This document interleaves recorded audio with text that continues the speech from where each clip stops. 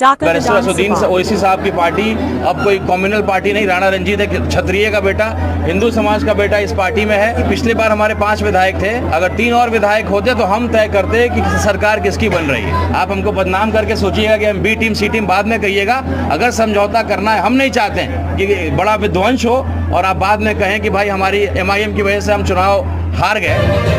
25 साल से अगर कोई एक विधायक लगातार चुनाव जीत रहा है तो ये लोकतंत्र की हार है। कोई ऐसा व्यक्ति जो लगातार 25 साल से क्यों जीत रहा है, और आरजेडी वाले नहीं कर पा रहे, जैसे हमारे राष्ट्रीय प्रवक्ता आदिल हसन साहब ने कहा कि आपसे अगर नहीं हो पा रहा है, क्योंकि आपका कैंडिडेट आता है या हिंदू मुसलमान हो जाता है। लेकिन आज जिस तरीके से पाकिस्तान के खिलाफ हमारे बैरिस्टर असदुद्दीन ओवैसी साहब ने गरजने का काम किया है, उनको करारा जवाब देने का काम किया है, इस्लाम का असली मतलब समझाने का काम किया है, पूरा जो हिंदू मुसलमान एक होकर के हमारे यहाँ के जो भी उम्मीदवार बिहार शरीफ के विधानसभा के होंगे, निश्चित रूप से शमीम भाई लगातार पार्टी के लिए काम कर रहे हैं। यहाँ पंचायत अध्यक्ष से लेकर के बूथ एजेंट से लेकर के इस पे काम लगातार ये कर रहे हैं। कोई मुद्दा होता है, आपका यहाँ मार्केट को तोड़ दिया गया, उसकी लड़ाई लड़े।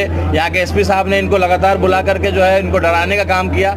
लेकिन शमीम साहब एक एडवोकेट भी हैं और ज़मीनी हक के लिए हमेशा लड़ने का काम करते हैं। और बैरिस्टर असदुद्दीन ओवैसी साहब की पार्टी अब कोई कम्युनल पार्टी नहीं, राणा रंजीत एक क्षत्रिय का बेटा, हिंदू समाज का बेटा इस पार्टी में है। पिछली बार हमारे 5 विधायक थे, अगर 3 और विधायक होते तो हम तय करते कि सरकार किसकी बन रही है। लालू जी ने प्रयास किया था हमारे प्रदेश अध्यक्ष अख्तरुल ईमान साहब से बात करने का। उन्होंने यही कहा कि आप अगर ऐसी स्थिति में आते हैं तो AIMIM कभी भी नॉन सेकुलर पार्टियों को समर्थन अपना नहीं देगी। ये महागठबंधन अगर शामिल करना चाहता है तो बकरीद तक का हम लोगों ने समय दिया है, क्योंकि देखिए हम बड़ी पार्टी नहीं है, ना हमारे पास इतना संसाधन है, ना हमको टिकट को बेचना है। तो जो हमारे समर्पित, देखिए 4 का बदला 24 से लेंगे, इसका नारा हमारे बैरिस्टर असदुद्दीन ओवैसी साहब ने दिया है। और पिछले बार हम लोग 19 सीटों पे लड़े थे, 5 विधायक जीते थे। इस बार 60 सीटों पे, कम से कम 60 से 70 सीटों पे लड़ेंगे।